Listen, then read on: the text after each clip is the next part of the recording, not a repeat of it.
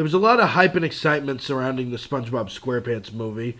For one thing, well, fans of SpongeBob had wanted it for years, and yeah, creator Stephen Hillenburg, God rest his soul, God rest, he could have not predicted the freaking phenomenon that his show would end up being, to the point that, yeah, 20 years later, it's still going today.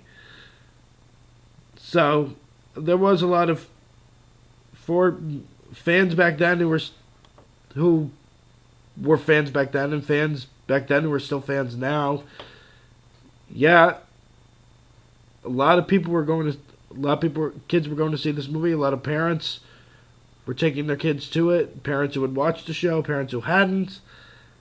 And before I get into the details into what I thought, a little further background. This was originally supposed to be the conclusion to the series, but because Nickelodeon wanted to milk SpongeBob for everything it was worth, well, it obviously didn't end after season 3 or this movie, and then it's continued on since then, to the point that we actually did get another movie, but we'll cross that bridge when we get there. In the meantime, here's the plot. SpongeBob, voiced again by Tom Kenny, is very excited about the fact that the Krusty Krab is opening up another Krusty Krab right next door, so that way his boss, Mr. Krabs, played by Clancy Brown, can make even more money because, well, whoever's not going to the first restaurant is going to be going to the second. However, Squidward, played by Rodger Bumpass, ends up being named the new manager of the restaurant. The manager of the new restaurant, much to SpongeBob's shock, because, well, he believes Krabs believes Squidward is more mature for the job, and thus it's appropriate that a man and not a kid be the one who has it.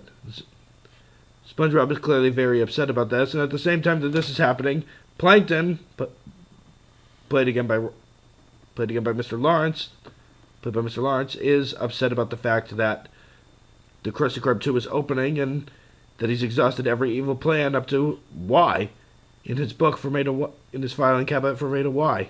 But he realizes he just has plan Z left, and he seeks to use it. He puts it into motion, stealing the crown of King Neptune, played by Jeffrey Tambor, and framing Krabs for it.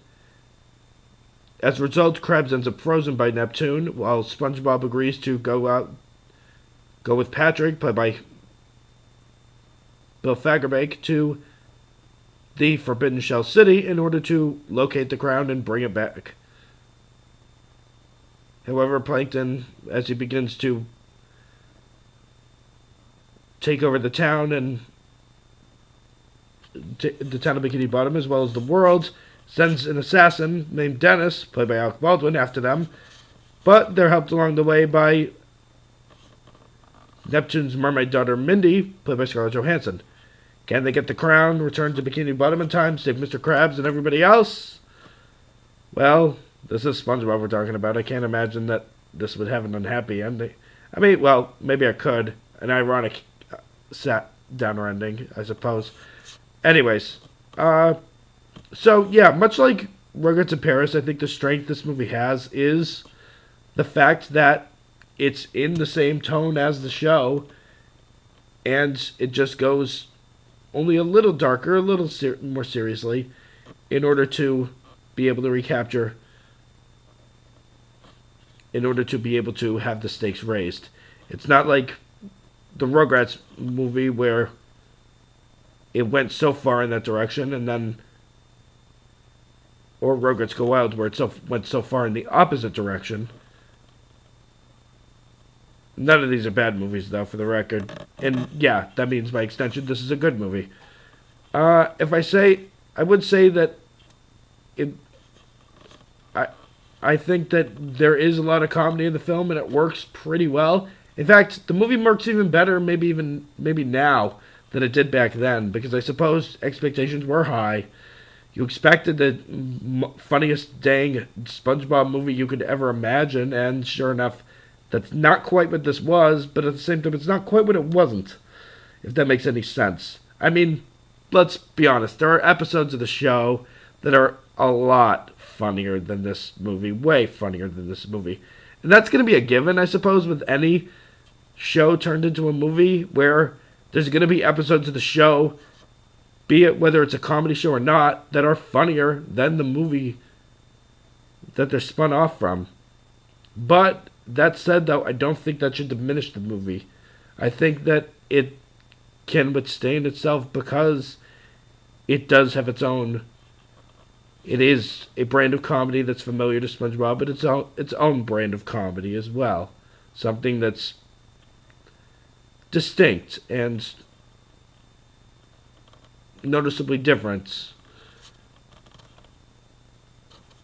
I've never been a huge fan of the aspect of like the Plankton storylines in the show because, well, my thinking is, okay, I thought it was a great one-off episode with his first appearance, Plankton, and then sure enough, he started appearing again and again, and I realized this was going to be a regular thing, and it's just come to the point that with what I've seen of the show, be it whether full episodes or not, I'm just so sick of Krabs as a character that I want them to take a far left turn with things. Have Krabs become the villain. Have Plankton become a better person. Like, maybe reveal that Krabs was actually stealing from Plankton the whole time, as opposed to Plankton trying to steal from Krabs.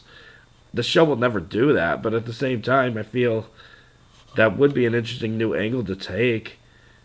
And yeah, the movie does, still manage to make you feel for Krabs, despite the fact that he's not the most likable character at times. But it makes you realize that Plankton is a legitimate threat.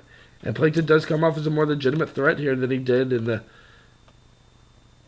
show too, and that also stands out in contrast, and that I think means something too. Also, the songs are creative. The voice acting is creative. Alec Baldwin, there are times where you barely recognize him in the role of Dennis, so it is effective for those reasons. Not to mention you have Scarlett Johansson, who wasn't quite at the height of her popularity yet, but she was starting to get there at the time this movie came out. And if you needed another reason to want to see the movie, she was certainly it. Yeah, as a kid who was, almost 13 the time this movie came out, well, she had just turned 20. Yeah, you can imagine that, I was excited to have, to go see something with Scarlett Johansson in it, no matter what it was. And, yeah, Jeffrey Tambor, even though he's playing a somewhat different version of Neptune than John O'Hurley's version that appeared in the episode Neptune's Spatula, it doesn't feel too far removed from that. And at the same time, I was never the biggest fan of that episode, so I don't mind if the character's a little different or that's a different voice actor. I can kind of forgive it and move past it for that reasons. And I kind of understand that they have.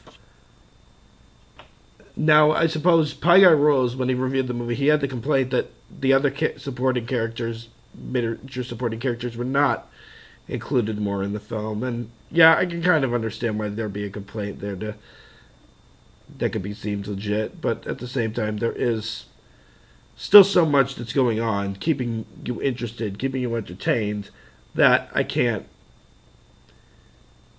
be upset at it. And I can forgive it that, I can move past it, and I can really not think about it that much watching the movie. So yeah, it's to say this is on the higher end of the spectrum of the Nickelodeon movies is not too far off. But as for the sequel that came out years later, well, that's a seaworthy tale for another time.